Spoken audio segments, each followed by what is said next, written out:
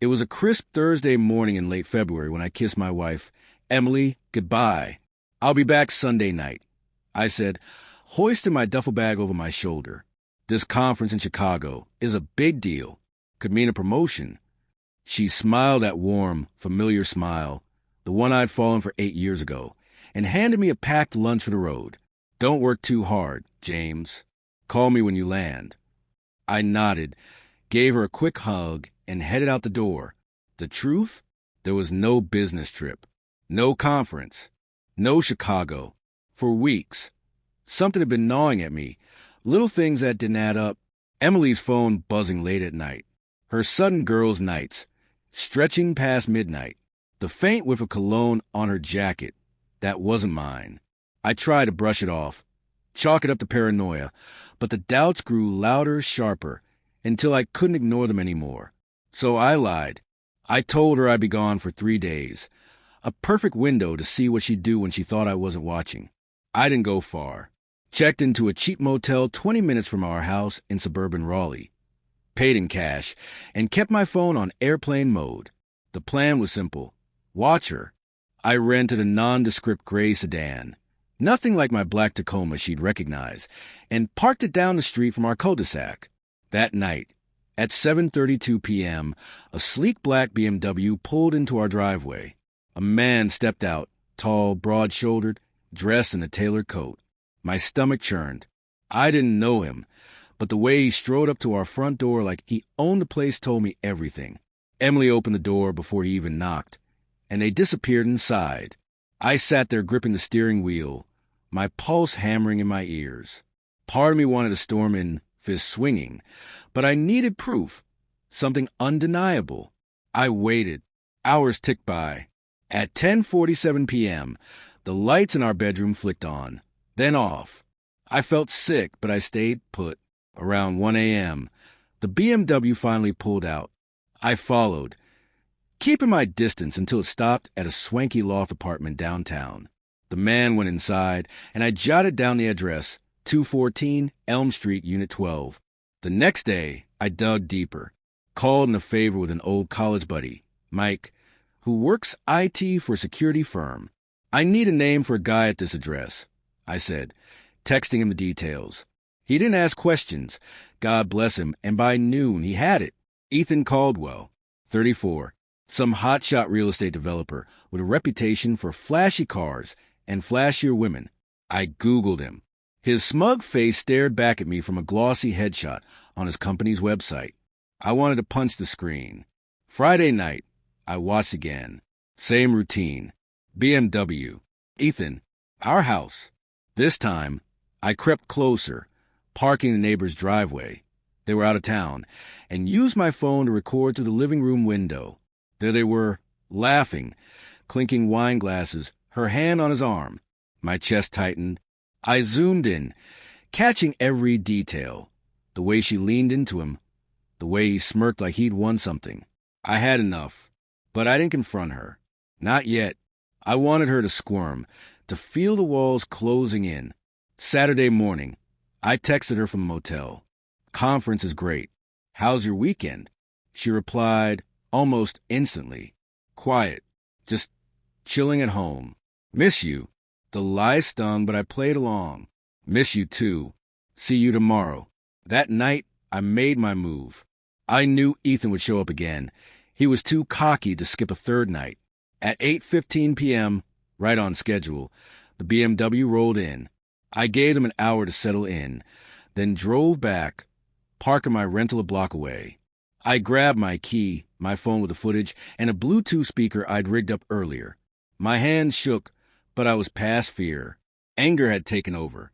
I unlocked the front door, stepping silently into my own house like a stranger. The living room was empty, wine glasses half full on the coffee table. Muffled laughter drifted from upstairs. I plugged the speaker into my phone, cranked the volume, and hit play. The audio from last night's recording blared through the house. Emily's voice, clear as day. God, Ethan, you're so much funnier than him. Then you deserve better than a guy who's always gone.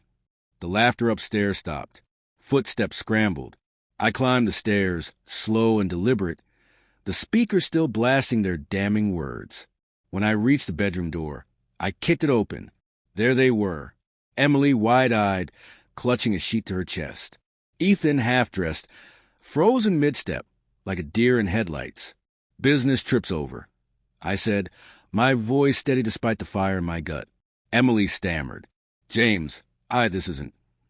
I cut her off, holding up my phone. Save it. I've got video. 3 nights of it. Ethan lunged for his shirt, muttering something about misunderstandings, but I stepped in his path. You're in my house, with my wife. Sit down. He didn't sit. He bolted past me, nearly tripping down the stairs. I let him go. Coward wasn't worth my time. Emily was sobbing now, apologies spilling out between gasps, but I just stared at her, the woman I'd built a life with, now a stranger. How long? She choked out, 6 months. 6 months of lies, of me working late to pay our mortgage while she played house with him. I didn't yell. I didn't break anything. I just walked out, got in a rental, and drove back to the motel. The next morning, I called a lawyer. By Monday, I'd filed for divorce, sent her the footage, and moved my stuff into a new apartment. She tried calling, texting, begging for a chance to explain, but I blocked her. Ethan, I heard, skipped town. Word got around fast after I accidentally emailed a video to his office from an anonymous account.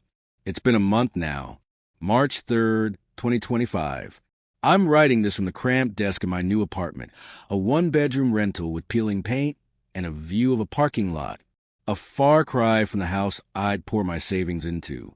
I'm still raw, still angry, the kind of anger that simmers under your skin and wakes you up at 3 a.m. with your fists clenched. But I'm free, free from her lies, free from the suffocating weight of pretending everything was fine when it wasn't. I exposed her, laid her betrayal bare for both of us to see. And in a twisted way, I exposed myself too, how blind I'd been, how much I'd ignored. The late-night texts I dismissed as work, the way she started wearing perfume I hadn't bought, the excuses that sounded thinner every time, but I swallowed anyway because I wanted to believe in us. Never again.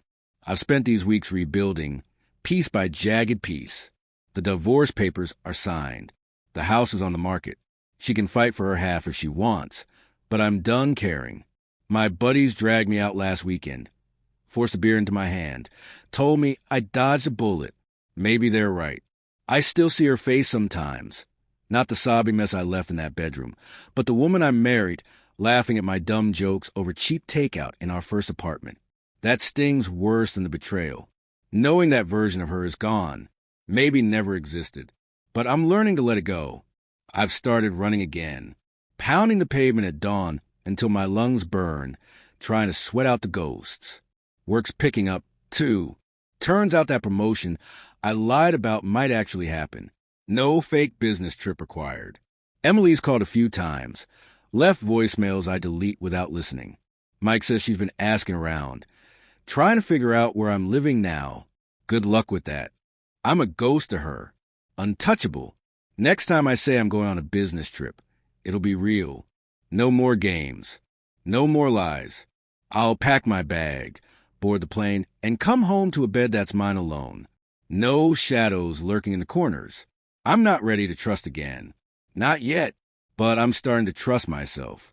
It's a start, and for now, that's enough.